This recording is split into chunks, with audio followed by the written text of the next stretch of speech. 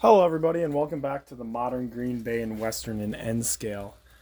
Today we're going to talk about laying track, specifically the spur to the Granite Valley Forest Products facility in New London.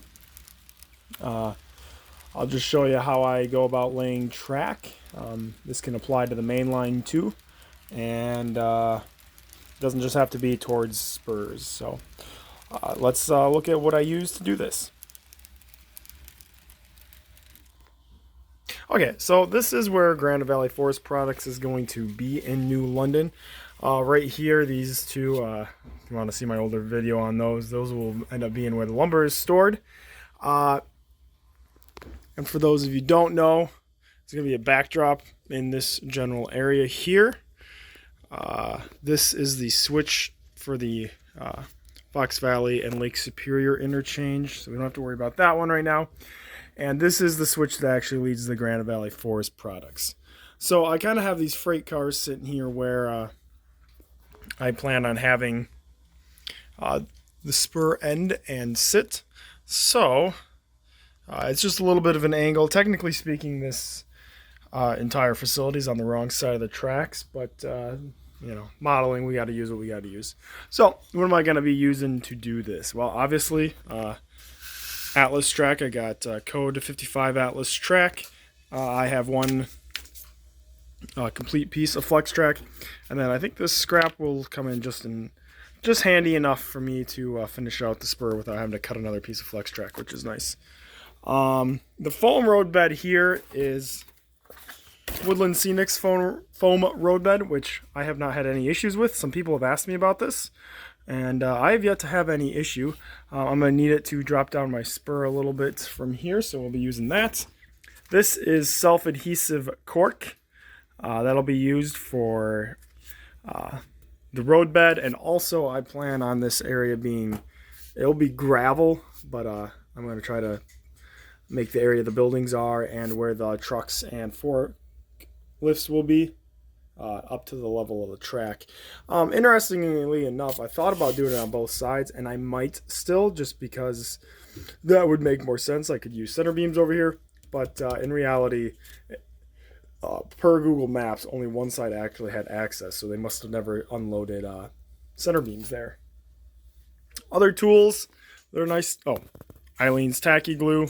Always got to have that. That's what I use to adhere the road bed and the track. Nippers, rail nippers, really important when you're doing that. I find with code 55 it can be a little too flexible, so always good to have that. Have a pair of pliers to help you hold on to things. Code 55 rail joiners, obviously, and then a file. That's probably just about all that I need to do this project. So let's start getting into the project.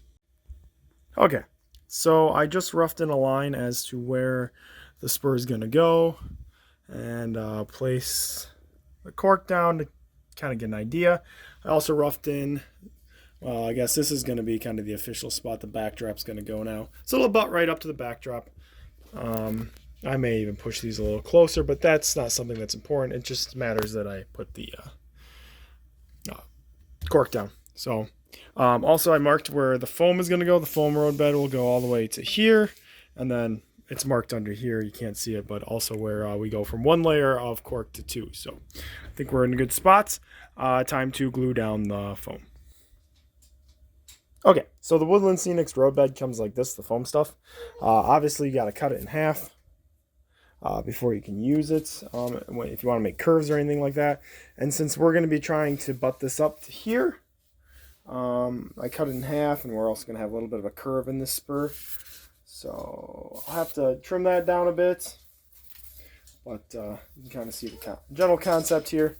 And the foam will go to right about here, and then I'm going to have to level it out a bit and then use the cork from there to the yard, or there to the lumber yard. Okay, I got my two pieces of foam road bed cut to length, as you can see. So that'll be the first part of this spur.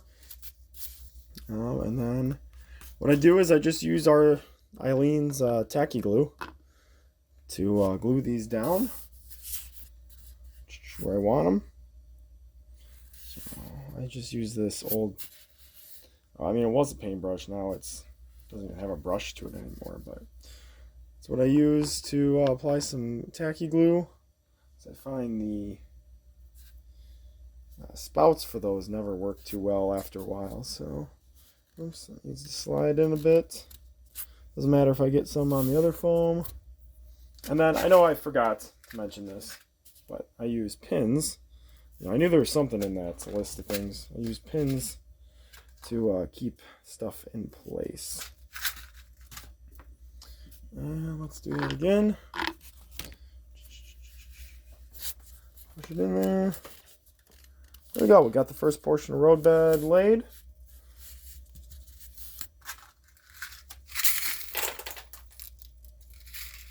Great.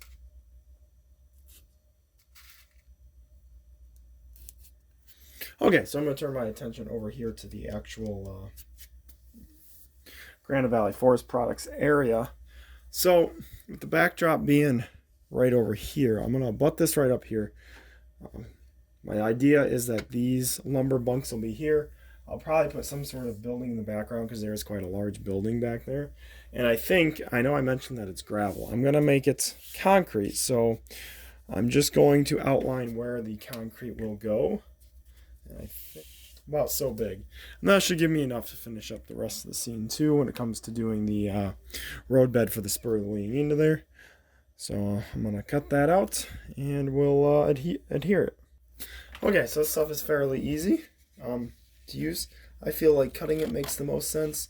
I tried using an X-Acto knife to cut it once on a workbench, and I just tore it off because it's so thin. It's a 0.09 millimeter thick, so it's pretty thin. So that will essentially be the base, and I'll show you how easy this is to put down. I marked the corners that I could. Oops, move that along. I marked the corners that I could here, and the other one is right here, so I have an idea where it's going to go. Pull off, and as you can see, that's self-adhesive. Start from one corner, make this nice and flat so it looks good. And this is going to be the base for the concrete, and I end up putting that down. Okay, the last part of roadbed we'll have is this area to here. So from here to here, this is going to be 2 layers. This is 3 millimeters thick. This stuff is 0.09, so essentially 2 millimeters thick, and then this will be 1 millimeter thick. Give it a nice transition down, and then I will have to probably trim this down a bit so that it flows smoothly. So I'm gonna cut out some pieces to put right here. So I'm cutting some strips out of the remaining piece of the cork sheet, and I'm just gonna mark it here. These don't have to be curved. They also don't have to be that wide. We're talking about a spur, so it's not going to be very well maintained track to begin with.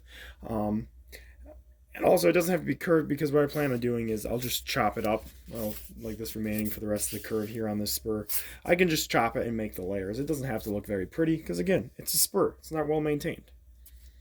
Again, same process. Cut this. Take that self-adhesive backing off, and I'm just going to place it like so. It won't be perfectly flush there, but that is not the end of the world. The track can hold itself over that, and I'm going to continue on with the other portion here. That'll be 2 layers, essentially the same idea, probably a little smaller pieces because the curve is going to be a little bigger, except for it's going to be stacked on top of itself. So I'm going to continue with that off screen because I think you all get the idea.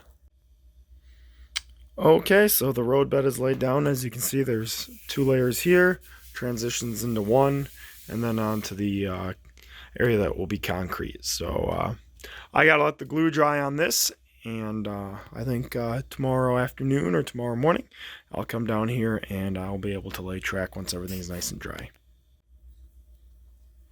Okay, so it's the next morning. Back here down on the layout. As you can see, everything's dry in place, which is good. Now for laying the track. I decided not to shave this down. I just put one more piece of cork right here to help with the transition, and I think that'll work. First things first, I'm going to be laying a piece of flex track, and because these rails here are too short, I'm going to be cutting off these two ties at the ends so I can fit a rail joiner on. I'm doing that on both ends because both sides are going to be getting attached to a piece of track. So I'm going to go do that quick, and then we'll be back to lay track.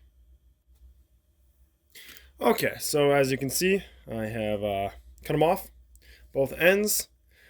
So this is the rail that moves when the flex track gets curved. The lower rail does not. So I'm going to make sure that that's on the inside of the curve so that it's longer and I can just trim it. I'm going to put some rail joiners on here. First, we're going to test fit this. I'm going to connect it to the track that's just here beyond the camera. So this is where Code 55 gets really annoying.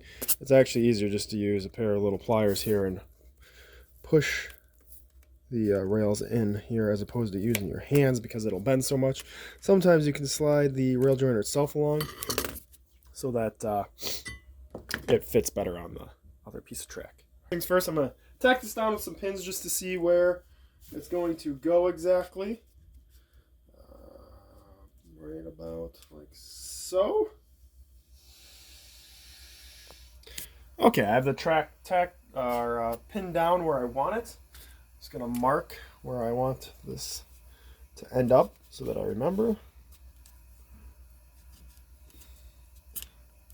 Just a little bit. There we go. Now I'm gonna leave it connected here. I'm going to unpin it. And I'm going to glue down the track. Again, using Eileen's tacky glue. Just spread it out so it's not too thick.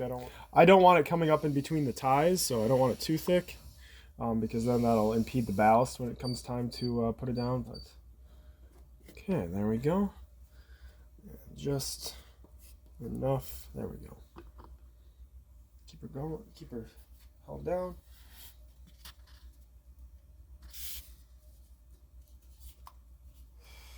See, and then the nice thing about the Eileen's tack glue is it's strong enough that I can usually hold the track a little bit with it, as opposed to being, make sure that's aligned right, as opposed to it having to be tacked down or anything. But I'll put a few in just to make sure that nothing goes awry while it's drying. And here's what the spur looks like right now. We'll let that dry for a little while, and then we will add in the last piece of track down there. Okay, it's a couple hours later, and well, the glue is dried, which is better. However, my voice is not getting any better, so I apologize for that. Use a pair of wire nippers to cut down these rails so that they're the same length. Always make sure that the rail that you intend to use is being cut by the flat side, so it's nice and flat. Just gotta see where I need to be here. And probably isn't a bad idea to wear.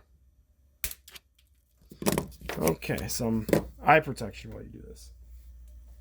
Okay, I had that scrap piece of track here. Take off probably two down here, two ties down here. Two ties down here. Make sure these are nice and square, and then put rail joiners on. Okay, so the two ties are off on both sides. I'm going to make sure these are both the same length, so I'm going to cut that.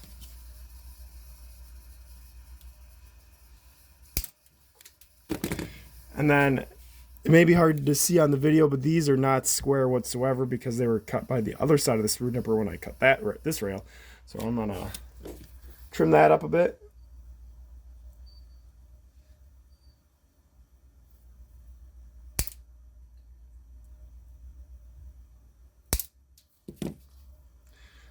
And then file it up to make it nice and smooth.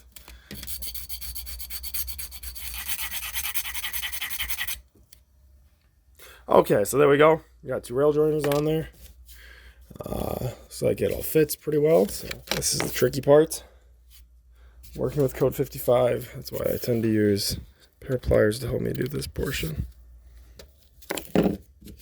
Okay, those are attached. So just a little bit of glue under here. This won't need much. It's a flat piece, or it's a straight piece of track. So just a little glue will do it.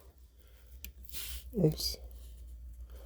Okay, I'm gonna sight down the track a bit, which I know you can't quite see from that angle, to make sure it's straight, which it looks pretty straight. And now that it's dry, we're done laying the track to the spur. Here is SD40-2 shoving 2 cars into Granite Valley Fortis products. I got the 2 buildings just sitting there tentatively for the time being. And as you can see, the spur operates great. And I'm pretty happy how it turned out. It's exactly how I thought it would look in my head. So we'll do one last little overview here of the area so you kind of see how it turned out. Obviously, it needs ballast and weathering and scenery and stuff, but I'll leave you with this scene, and thanks for watching. And please like, subscribe, comment if you have any questions or suggestions. I greatly appreciate it. Have a good rest of your day. Bye.